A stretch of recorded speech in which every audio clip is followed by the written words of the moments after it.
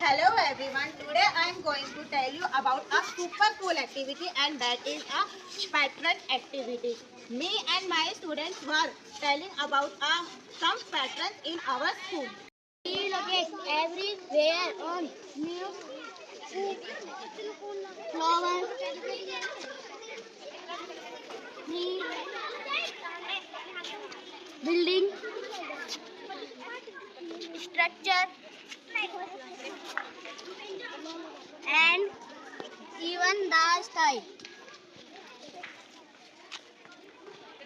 We went to the garden.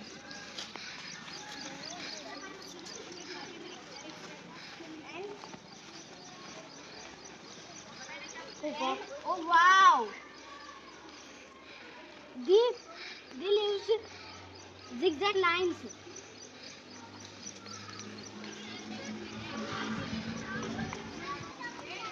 Flower has several spirals. My friends, but I even and they found even more patterns. Nature is full of surprises. Inside the school, we found patterns on the walls, windows, buildings, and floors. Window squares with material